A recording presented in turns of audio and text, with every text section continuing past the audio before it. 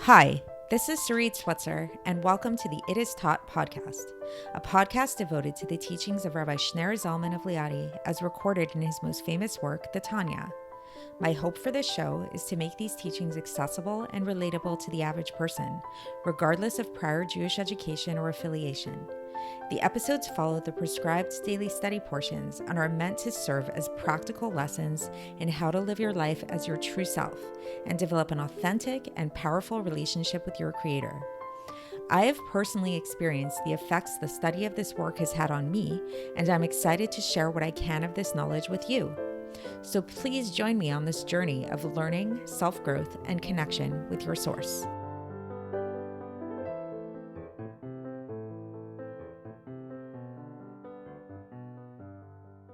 Hi, and welcome to the It Is Taught podcast. This is episode 123 for the 23rd of Adar base in a leap year. So today we're going to be talking about souls. So before we begin, I want you to take a moment and think about the word soul and think about what that word conjures up for you. What image does it conjure up in your mind? So I'll let you guys think for a second.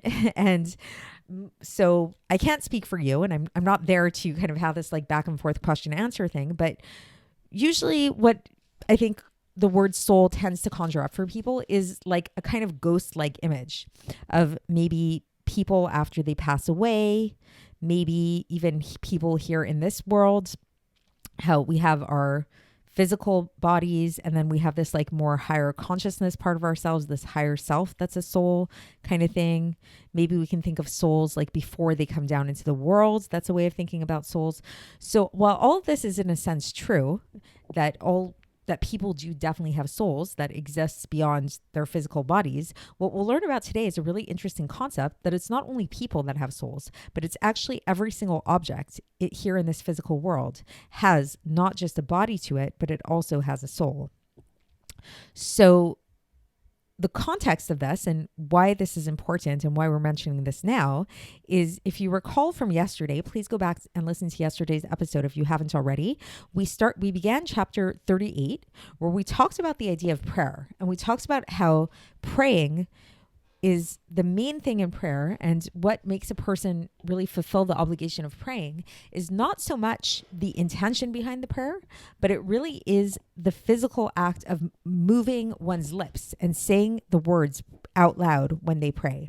So a person could have the highest of intentions and really sit and meditate upon the words of prayer, but if they don't actually move their lips and utter the words with their mouth, they haven't actually fulfilled the prayer. And we explain this by explaining the idea again of bringing up this idea of the soul, especially the godly soul, in relation to the world, and how we talked about how the godly soul does not need to be rectified. The godly soul does not need to be fixed in any kind of way.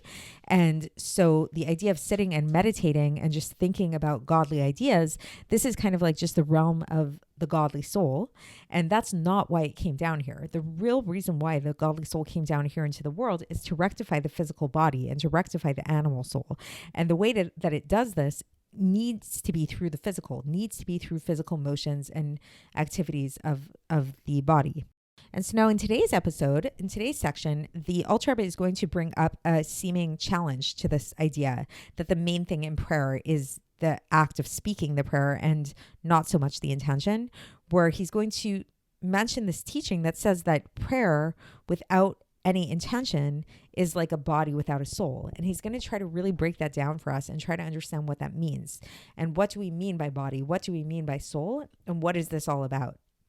And through this understanding, through this teaching, we'll hopefully come to a deeper understanding of what a soul means, what a body means, and where all of this is heading. So I think we should just get straight into the text and then try to sum it up at the end. So here we go.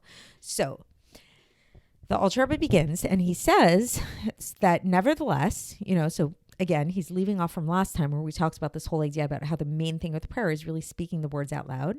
So he said, yet with all of this in mind, nevertheless, there is this teaching that comes up in different places, which says that prayer or any kind of blessing without any kavana to it, without any intention to it, is like a body without a soul.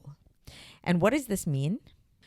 So the Alter Rebbe says that this is like the idea of where we have to understand that all of the creatures in this world that have a body and a soul to them. So what is the body and soul? So first, the Alter Rebbe talks about living creatures. So all living creatures have something called a nefesh. So the nefesh could be thought of as like the animating force of every living creature.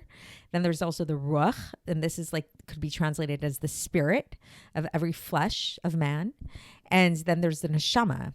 That's more commonly translated as souls. Again, these definitions are kind of like murky, to say the least. And so this is the neshama, the soul of everything that has the spirit of life in its nostrils from all of the animals.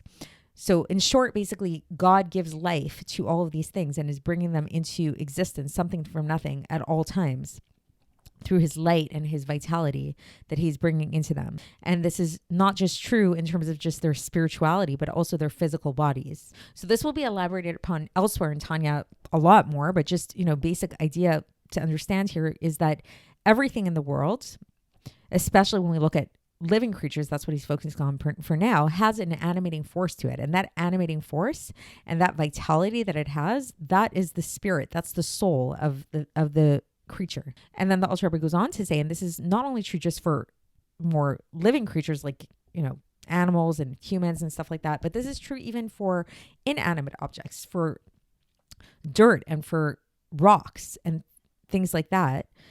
It also has a light and a vitality to it so that it will not revert back to naught and nothingness as it was before.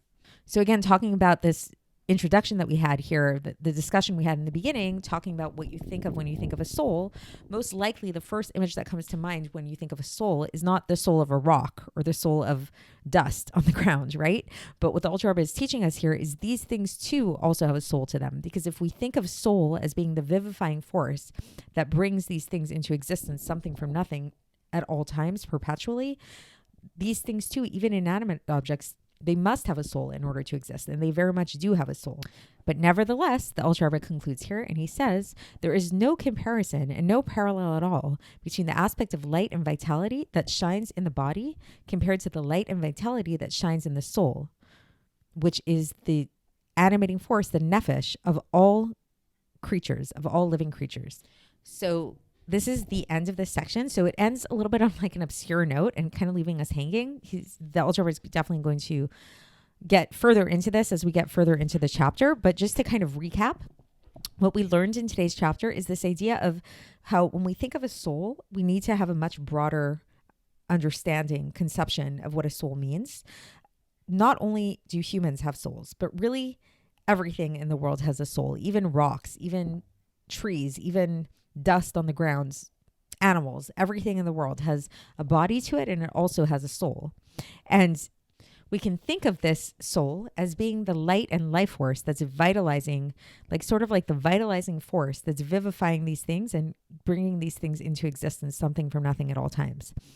But then to conclude, and what the Alter Rebbe wants us to keep in mind is, while this is true that everything has this vital force that's coming from God, nevertheless, there is a difference between the vital force and the influence of light and godly light that comes into things through the body of the thing versus through the soul of the thing. So there is a distinction between body and soul. And we will get into this more tomorrow, and more specifically what that means then. So stay tuned, and I will speak to you then. Thanks for listening to the It Is Taught podcast, hosted by Sarit Switzer. This podcast is dedicated in loving memory of my maternal grandfather, Avraham Yitzchak ben Binyamin HaKohen of blessed memory. Music by Shoshana. If you enjoyed this episode and would like to support the show, please share it with others and subscribe on YouTube, Apple iTunes, Spotify, or wherever you listen to podcasts. And make sure to leave us a 5-star review. To find out more about the It Is Taught project, including more information on my soon-to-be published book, please visit our website, itistaught.com. To catch the latest from me, follow me on Facebook, Instagram, and Twitter. Looking forward to speaking with you tomorrow, and until then, have a great day.